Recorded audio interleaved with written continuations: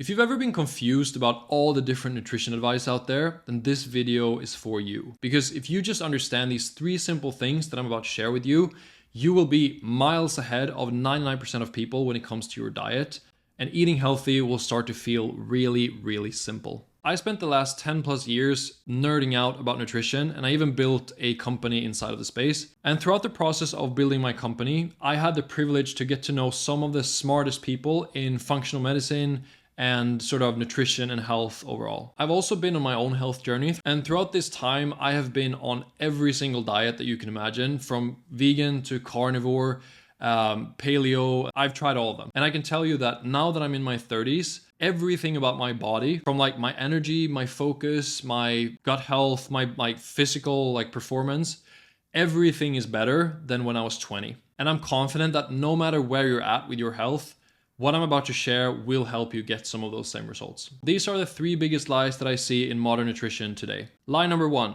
plant-based versus meat. So for many years now, the sort of conventional narrative has been that if you want to eat healthy, you should just be eating more vegetables, more fruits.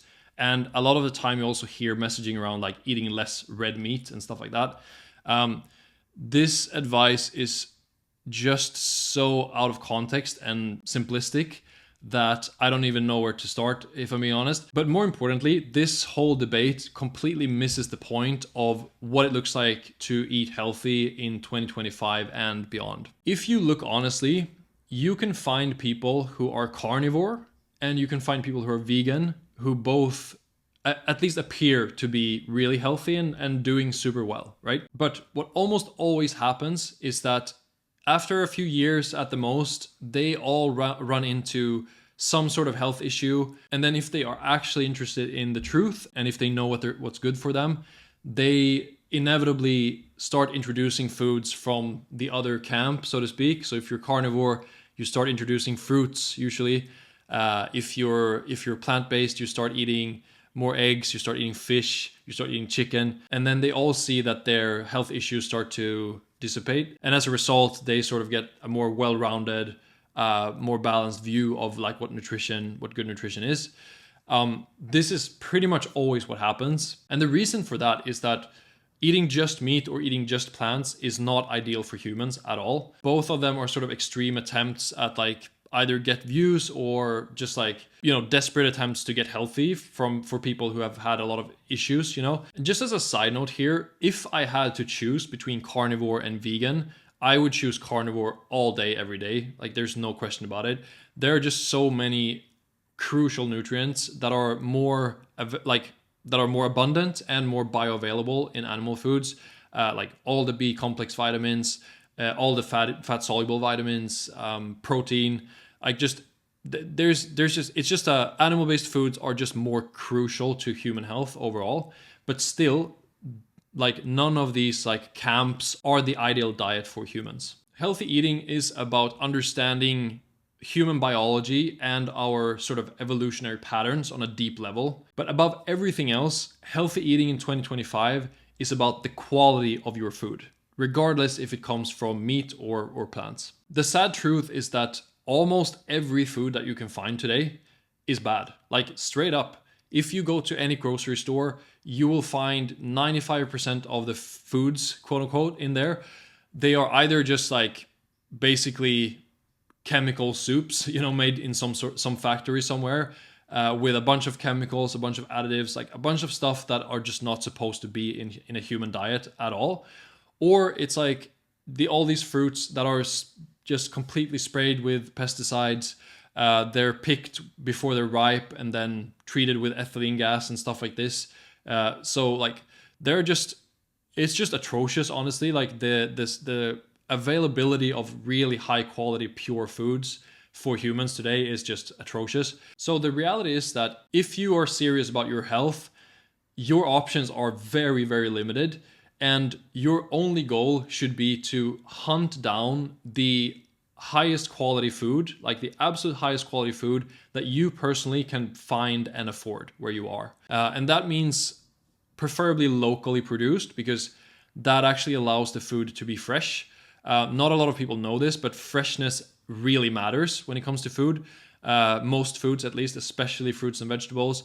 I read some study that spinach loses like almost, I think 53% of its folate within 8 days after harvest, even when it's refrigerated all the way through. So, and that's like true for most foods. So freshness is super key. You also want the food to be produced in a way that's like closest to that food's natural environment, natural habitat. So if you're buying beef, you want that beef to be raised on pasture and eating grass and like just being in an environment that's as close to the natural environment of that animal. And the same goes for fruits and vegetables, of course. And then obviously you want whole foods without any additives and stuff like this. Okay, line number 2, calories in, calories out. It's the age-old debate, and it's like so tiring, I feel like, to hear about this still. On the one side, you have these like, if it fits your macros, like gym bro type people who believe that the only thing that matters in the entire world is the calories that you consume. And then on the other side, you have the more sort of organic, whole food, usually low carb crowd that believe that the only thing that matters is like the quality of your food and what foods you eat. And they also think that calories almost don't matter at all. And the annoying thing is that both of these camps are both right and both wrong at the same time. Yes, if you want to lose weight or lose body fat, you do need to figure out a way to burn more calories than you are inputting through your food. But the sort of more organic people are right, because the types of food you eat and the quality of your food makes achieving that either really, really hard or really, really easy. But both of these groups miss something crucial. Most people think that your metabolic rate, meaning like how many calories your body burns every day, most people think that that's fixed.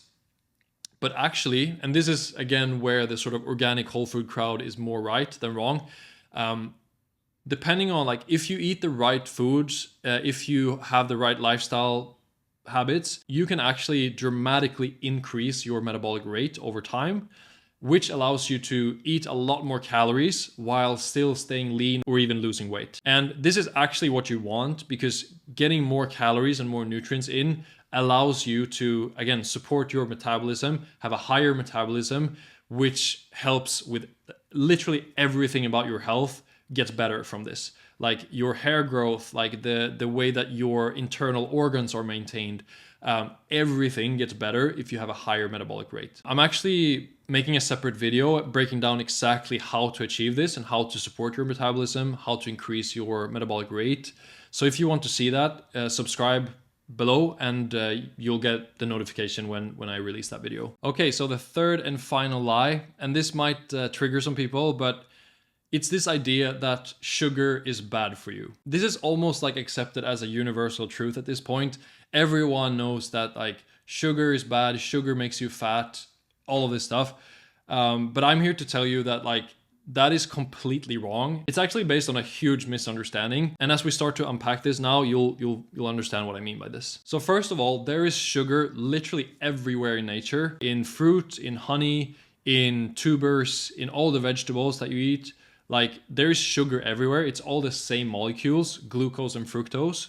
It's just like a different ratio of those two molecules in different foods. And sugar is actually super beneficial for the body. Like the brain literally runs on sugar. We need sugar to fuel the brain. Obviously, if you want to perform physically, like as an athlete or something, you have to have glycogen in your muscles. I don't care what any like low carb people say about, you know, developing the ability to like be more efficient with fat burning and then have the same performance. Like there's no way, dude. Like you need glycogen in your muscles to perform optimally. And so why did sugar become this big like bad enemy? I believe it's because all of these foods that we kind of know are junk foods, we sort of saw that all of them had sugar in common, or almost all of them.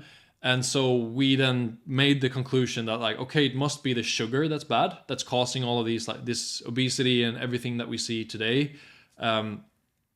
But this, again, is a complete misunderstanding. It is not the sugar itself that's bad. It's these other things that I'm about to share with you now. So if we take a food like a donut, for example, that's something that most people would call a sugary food. And yes, it has a ton of sugar and fat as well. And so that's the first problem, is that like a lot of these foods have both fat and sugar at the same time. And I'll get into that more in a second. But that's a problem. But then the other problem is that they literally contain no micronutrients almost at all. And so you're consuming a bunch of calories with pretty much no value attached to them. And the thing is about sugar is if you eat more sugar, you also need more micronutrients to process that sugar and turn it into fuel that your body can use. And so if you eat a bunch of food that are high in sugar without all the micronutrients attached to them, that will cause a problem, and you won't be able to burn that sugar efficiently, and that will then get stored into fat on your body, and also potentially start causing insulin resistance and all of this stuff that can happen. The other problem with these types of food is that they also contain a bunch of additives, like different chemicals, different food additives and stuff like this. Seed oil is very, very common in these types of foods. And all of those things can sort of really cook your mitochondria and really mess up your your cell's ability to burn sugar in the first place. So that's another problem, is that you have all these things that prevent you from burning the sugar inside of foods that have a lot of sugar in them. And that's like basically the whole reason why we think that these foods are so bad. Most people think it's the sugar, but it's actually these other things. So ideally what you want is to actually be able to switch between burning sugar for fuel and burning fat for fuel very seamlessly. That's the idea, like what a really healthy body can do. There is something called the Randall cycle, which is basically your body's algorithm for deciding what fuel to use and when. You should be able to, like, really, depending on which body part and what context, what you're doing with your body, you should be able to flip very, very seamlessly between using sugar for fuel and using the fat storage that you have for fuel, or the fat from your food. And so there's just one big caveat here.